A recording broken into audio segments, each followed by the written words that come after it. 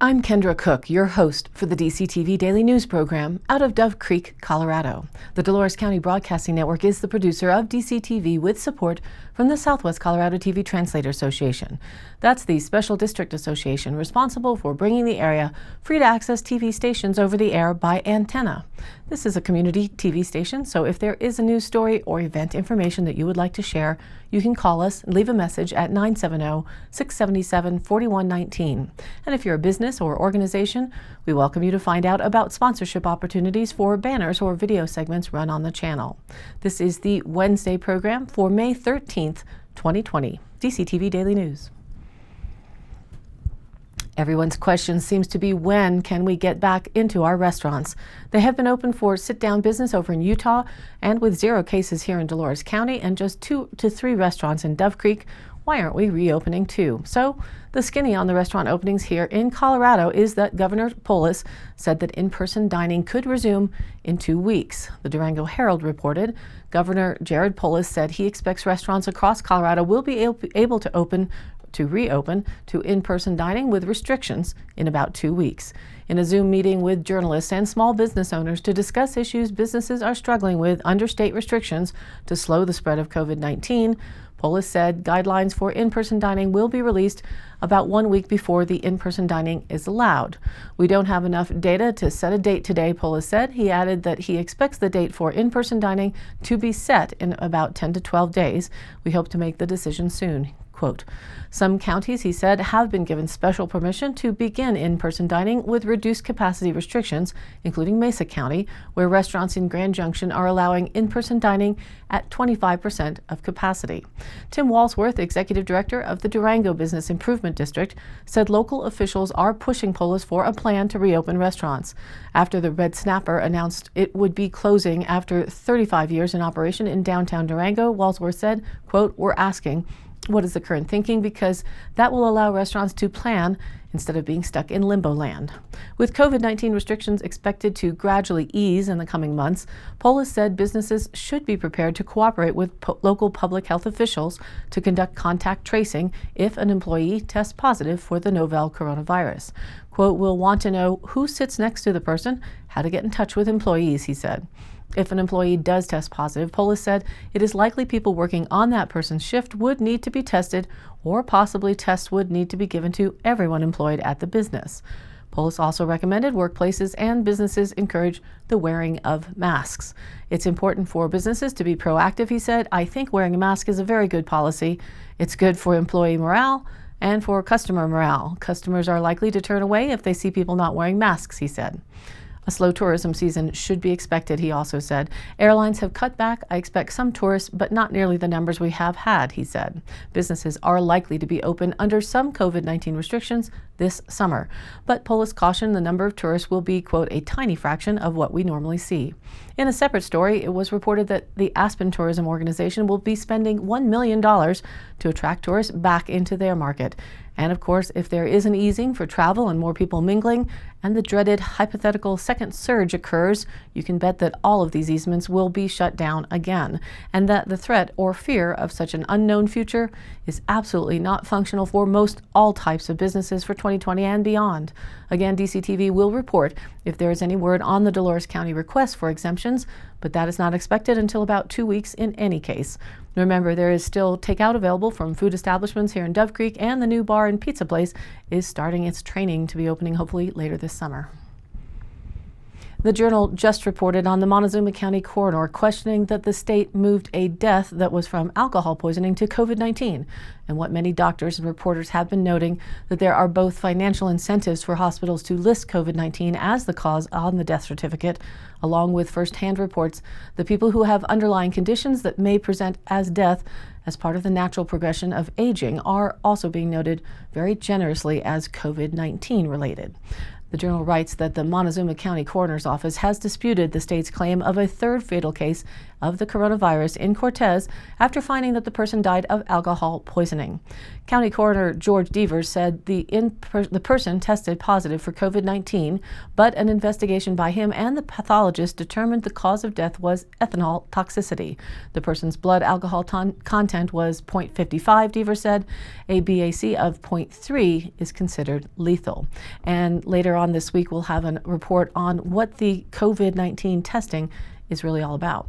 COVID was not listed on the death certificate as the cause of death. I disagree with the state for listing it as a COVID death, and we'll be discussing it with them this week, the coroner said Tuesday. Devers said non-natural fatal events such as an accident or an overdose take precedence as the cause of death over natural events such as COVID-19. He did not provide the name of the deceased person who tested positive for COVID-19. According to the Colorado Department of Health and Environment, Montezuma County had 25 confirmed positives and 3 COVID-19 deaths as of May 12th. The Montezuma County Public Health Department continues to report 2 COVID-19 deaths. On May 11th, the department listed 2 COVID-caused deaths and a third was not caused by the disease, even though the disease was present. Quote, the person who died did not die from COVID-19, but they did test positive for the virus, said County Public Information Officer Vicki Schaefer. The state is reporting that death as a COVID-19 death, but our health department wanted to let people know that even though the person did have the virus, they did not die from it. The state health department has not responded to the journal's telephone calls and emails requesting comment and clarification. Montezuma County on Tuesday reported, again, 25 positive cases, 13 recoveries, and 431 negative test results. County officials suggested a new category be added for active cases. Quote, if we have 25 positive cases and 13 recoveries, so why not show that there are only 12 active cases, asked Commissioner Keenan Ertel. In other food-related news, CNBC reported that U.S. grocery costs jumped the most in 46 years, led by rising prices for meat and eggs. Prices Americans paid for eggs, meat, cereal, and milk shot higher in April as people flocked to grocery stores to stock up on food amid government lockdowns designed to slow the spread of COVID-19 and to flatten the curve. The Labor Department reported Tuesday that prices U.S. consumers paid for groceries jumped 2.6% in April, the largest one-month pop since February of 1974. The spike in supermarket prices was broad-based and impacted items from broccoli and ham to oatmeal and tuna. The price of the meats, poultry, fish, and eggs category rose 4.3%. Fruits and vegetables climbed 1.5%. Cereals and bakery products advanced 2.9%, and dairy goods gained 1.5%. The grocery numbers stand in stark contrast to the broader trend in U.S. prices, which fell 0.8% in April and clinched their largest one-month decline since 2008 as a swoon in oil and gasoline dragged the headline CPI number lower. Food price gains were robust. As we know, there are empty shelves out there, Peter Bokvar, Chief Investment Officer at Bleakley Advisory Group, wrote in an email. Quote, demand we know in most areas of the economy has collapsed and prices are falling in response. Excluding the volatile food and energy components, so-called core CPI dropped 0.4%, its largest slump ever through records that are kept since 1957. In areas where demand has hung in, like food at home, we have inflation because the supply side has been damaged, whether directly via infected facilities or because of the higher costs of finding freight capacity, Bokvar said. Do you have your backyard chicken brooders? Send in your chick pics. dcbnnews@gmail.com. We'd love to see what you are raising this spring. It may be an important year to have a source of protein from your own eggs.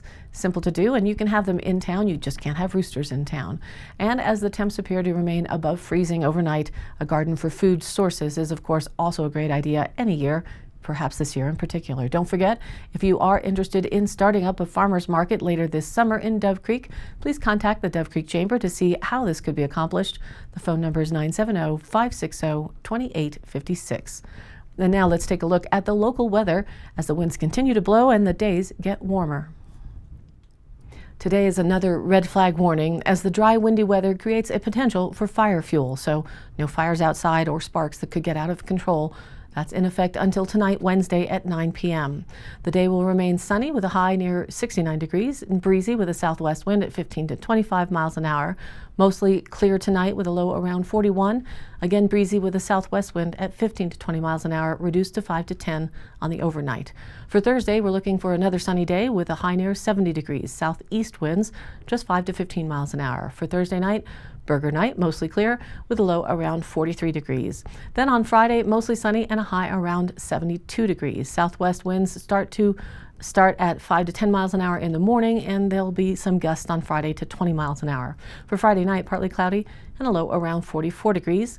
Then heating up more for the weekend. Saturday, sunny with a high near 75. Saturday night, partly cloudy and a low around 47 degrees. For Sunday, mostly sunny and a high near 80. Sunday night, partly cloudy and a low around 49. And into next week, the heat continues. Monday, sunny with a high near 81 degrees. Monday night, mostly clear and a low around 51. And now, back to the news. From the Center Square with a photo, AP David Zelabowski. State economic forecasts released on Tuesday anticipate Colorado's 2020 budget shortfall will exceed $3 billion because of the economic recession caused by the response to COVID-19. The forecasts cite uncertainty surrounding the length of the recession, with the energy and tourism industries being especially hard hit, and how the economy will rebound. First, it has to reopen. The steep budget shortfall projections are driven by reductions in individual income tax, corporate income tax, and sales tax revenues, which make up the majority of general funds revenue. The May forecast from the Governor's Office of State Planning and Budgeting, OSPB, released on Tuesday, projects a 7.5% decrease in general fund revenue for fiscal year 2020 to 2021, a $3.4 billion deficit. Projections up until June 2022 show a $5.5 billion projected shortfall, OSPB said. The forecast also projects the state's unemployment rate, which has almost doubled since the March forecast, is, quote, expected to reach double digits in April. Just as families across Colorado are tightening their belts because of this pandemic, so is our state. I know this is a difficult time for many hardworking people, and Coloradans are all doing all they can to make ends meet, Governor Jared Polis said in a statement. This pandemic is affecting the global economy, and Colorado is not immune to this economic crisis. This is a challenging budgetary environment, and everyone is working hard to ensure Colorado remains on the right path. We are all in this together, and we will get through it together, end quote. Earlier this month, Polis sent the legislature a sequestration plan outlining $228.7 million in reductions to the current fiscal year budget, while avoiding layoffs or furloughs for state workers. The Legislative Council staff's May forecast, also released on Tuesday, projects the $3.3 billion budget shortfall for fiscal year 2020-2021. Colorado will face unique challenges with a higher energy industry concentration relative to most other states and a stronger reliance on tourism for many leisure and hospitality industries, the Legislative Council staff forecast said. The forecast noted that the petroleum industry, quote, rig count for Colorado fell by over 60% since the beginning of March, leaving just 8 rigs as of May 1st. Tourism in the state has been, quote, severely affected, OSBB said, with the closure of ski areas and decreased traveler spending due to stay-at-home orders. The OSPB's forecast cited an estimate by the U.S. Travel Association, which found tourism spending in Colorado is down 89% compared to last year. Colorado is facing what may be the most dire budget situation in our state's history, but I know that we will join together and meet this challenge, Joint Budget Committee Chair Representative Danea Escar, Democrat from Pueblo, said in her statement. The JBC has been working hard to protect vulnerable Coloradans and soften the impact of those cuts as we prioritize education and critical health and safety services. We're exploring every possible option for how we can best support our state's recovery, but it's critically important that Congress provide additional aid if we are to minimize the impact of these cuts on our schools and essential services. And so more on that in a related story from The Hill. 5 western states have signed a joint letter to the leaders of both parties in Congress requesting a combined $1 trillion in coronavirus relief funding from the federal government. The letter, which was released on Twitter by the governors of Oregon and Nevada, is also signed by the governors of California, Washington, and Colorado. Addressed to House and Senate leaders, it warns that states will be forced to make, quote, impossible decisions, such as cutting public health care funding or laying off first responders and teachers should Congress not act. Without federal support, states and cities will be forced to make impossible decisions, like whether to fund critical public health care that will help us recover or prevent layoffs of teachers, police officers, firefighters, and other first responders, quote, they wrote. And without additional assistance, the very programs that will help people get back to work, like job training and help for small business owners, will be forced up on the chopping block, the governors continued. California Governor Gavin Newsom, Democrat, confirmed the request at a Monday press conference, according to multiple news outlets, and warned that his state was now facing billions of dollars in deficits. Quote, "We are now struggling with tens of billions of dollars in budget deficits directly because of the impact of this disease, COVID-19, he said, according to NBC affiliate KCRA number 3. And in other reports, it's interesting to note that the so-called blue states with Democrat governors are the ones whose budgets have already been near bankruptcy prior to the Project COVID-19 phase this year, and that the coronavirus shutdowns and restrictions that have impacted those states' economies even more may be a bit of an excuse to use to dig the states out of the previous debt, as well as the new COVID-related economic hardships. Just an opinion looking at statistics, a projection that politics across party lines continues to play a big role in these challenging times. And today's High Canyon Country happenings. So, at least we have some happenings. Jay Fargo's hosted the information about this Saturday's flag flying support for all businesses in Cortez. That's happening this Saturday at 10 to 10:30 a.m. They are also kicking it up with a live music for a parking lot party on Thursday, May 14th, drive-in style. You drive in, you order, enjoy the music, and just need to stay in your own space. And by the way, we did this at the state line for last Friday, 2 weeks ago Friday. We did this for the state line and at the Sinclair parking lot for people to listen to music as they drove up and down and came in and ordered their to-go orders. May 16th, the EAA Chapter 1606 Eagle Flight signups, an Eagle Flight ground school that starts at 8 a.m. to 8:45, and then you will be assigned a pilot to fly with for your EAA Eagle Flight. You must be there on time. They meet at the Monticello, Utah airport, and Saturday the 16th, they are excited about the upcoming Eagles flights. There are 8 slots offered and 4 left. May 16th at 8 a.m. class starts, and then flights start at 11:15. And the Mancos Public Library is teaming up with Montezuma School to Farm Project, Mountain Studies Institute, and other local partners for weekly science explorations in their outdoor classroom, learning about everything from circuits and electronics to water quality testing of the Mancos River. This program is designed for kids 8 to 12 years old, but younger children are welcome with an adult. Starting Science Fridays at 10:30 a.m. on May 15th at the Mancos Public Library. And if you here in Dove Creek, Dolores County, would like to see more community events at our public library, do get involved and find out what's already happening for the kids and then what could be expanded for our adult population. The public library is currently located within the high school, intertwined, making for a more challenging access for the greater population. And I post up all of these High Canyon Country happenings on our Facebook page, which is DCTV Daily News, where you can also watch the program replay along with news links and stories of local interest. And you too can share other events or news there and join in on the conversation. This is your local community TV station, so if you have something you would like to share, contact us by email. It's dcbnnews@gmail.com. And don't forget to send in your chick pics or call the station at 970-677-4119.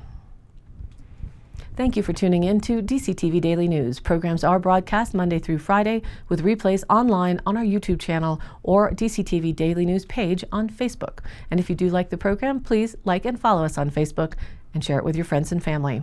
This has been a production of DCTV for the DCTV Daily News program out of Dove Creek, Colorado, USA. I'm Kendra Cook. Again, thank you for watching.